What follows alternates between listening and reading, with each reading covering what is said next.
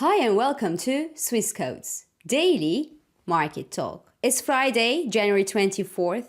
Trump rocked the boat at his Davos speech yesterday, calling for lower interest rates and lower oil prices. So the S&P 500 hit a fresh record yesterday while the US dollar eased. Could the rally extend in the US stock markets? Well, why not?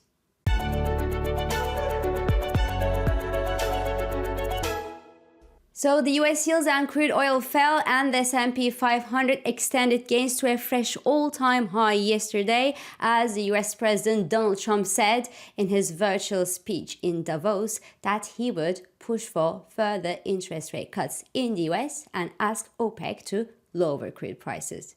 He also brought the tariff talk on the table, obviously, saying that the European Union countries must consider bringing some of their production to the US to avoid penalties. He also said that he will ask NATO members to increase their military spending to 5% of their GDP, and he also looked willing to lower the corporate tax in the US from 21 to 15%. So it's a long wish list, to be honest, and accepts his aim of lowering energy prices. Most of these wishes that he said that he delivered are inflation boosters. But hey, he said that he would pressure the Federal Reserve for further rate cuts, right? So that's something that the investors liked, but that's obviously not a bright idea because interfering with a central bank's independence has never, ever been a good idea.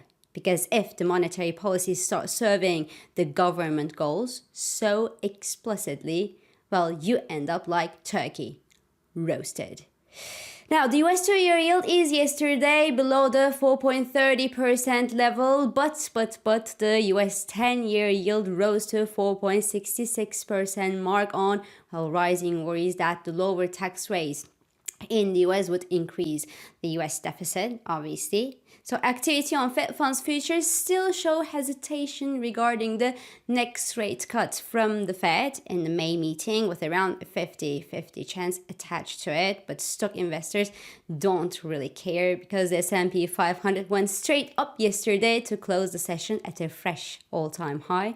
The small caps and Nasdaq 100 gained as well. But unfortunately, the chip stocks couldn't fully benefit from yesterday's equity rally as the Korean chip maker SK Hynix cautioned that the 2025 memory demand outlook was uncertain due to inventory adjustments by PC and smartphone manufacturers and also due to heightened trade protections and also the rising geopolitical risks, leading to a bearish session, unfortunately, for SK Hynix, despite a 75% revenue growth in the October to December quarter compared with the same time last year, while the operating profit of the company surged more than 2,200% to about 8 trillion won. That's more than $5.5 billion US dollars. Well, as such, Nvidia was hesitating but recovered early losses and managed to eke out a small 0.10% advance yesterday, while Broadcom eased 0.27% and AMD dropped 0.57%. Now, the Dutch ASML suffered a decent sell-off yesterday of more than 4% due to the rising worries of broader export curves by the US, but the SOX 600 index didn't need ASML's help to advance to a fresh all-time high of its own at yesterday's trading session. The French CAC 40 extended its gains for the 7th consecutive session, and the DAX index advanced to a fresh all-time high as well as the euro-dollar tested the 50-day moving average to the upside and actually managed to clear offers near this psychological level on the back of a broadly softer US dollar this morning thanks to Donald Trump's push for lower US rates.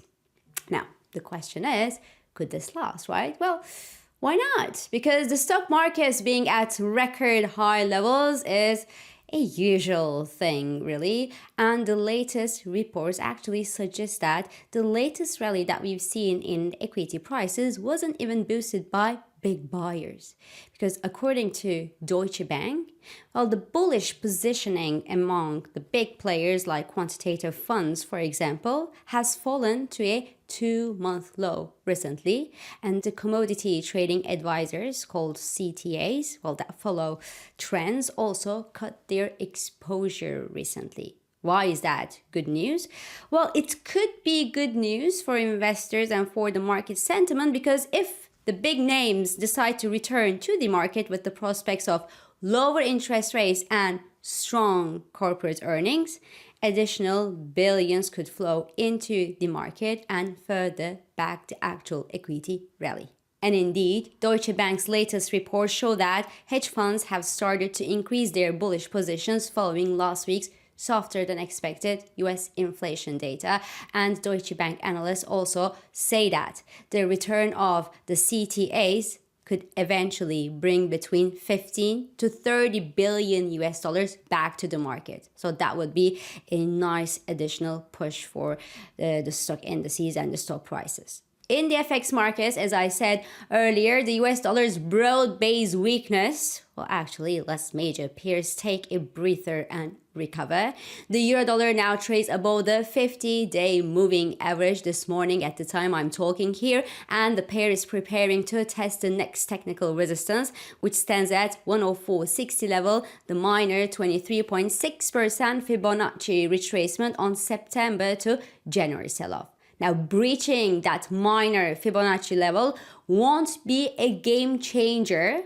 Therefore, the recovery in the euro-dollar could extend toward the 106 level, which is the major 38.2% Fibonacci retracement, before raising important questions about the overall direction of the euro-dollar.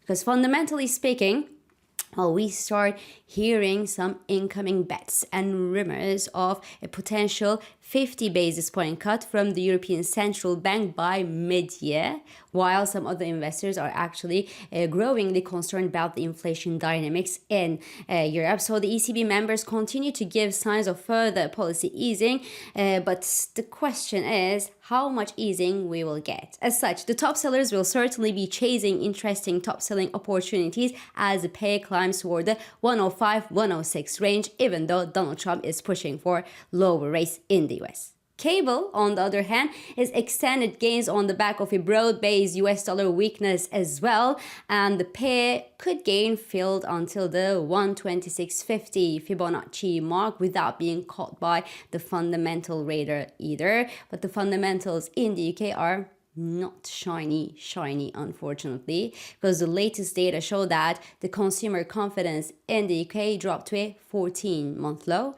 and Sainsbury's just announced to cut 3,000 jobs in the UK to reduce their expenses to, well, probably deal with the upcoming tax hikes. In Japan, the dollar yen is testing the 155 support to the downside, which also matches the 50-day moving average, mind you, after the Bank of Japan delivered that much widely expected 25 basis point hike at today's meeting and revised the inflation forecast to above 2% for the fiscal year 2025 and 2026.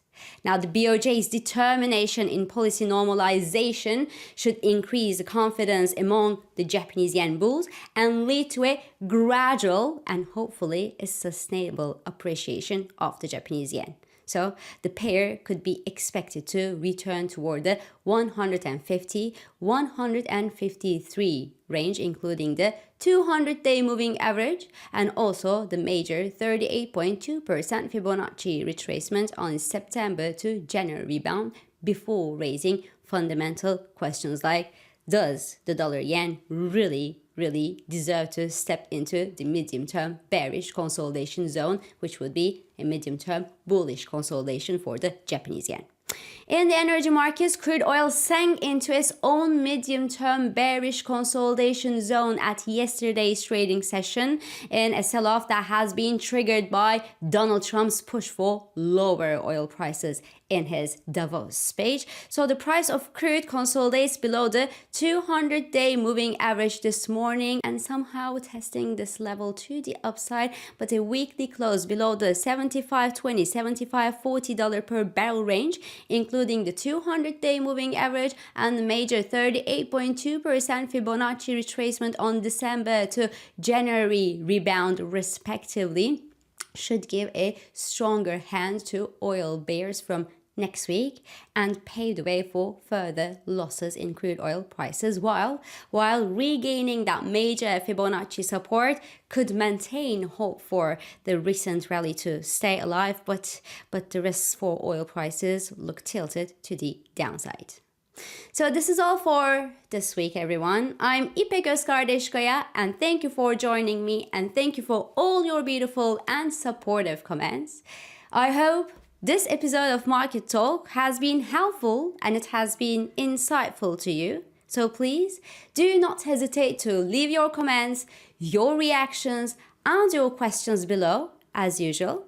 Follow us on Instagram, on X, and on LinkedIn for regular market updates. Subscribe to our YouTube channel for daily market comments, and please don't forget to hit the like button on these videos to let us know that you enjoy them. So I will meet you again next week, and until then, good day trading and have a lovely weekend.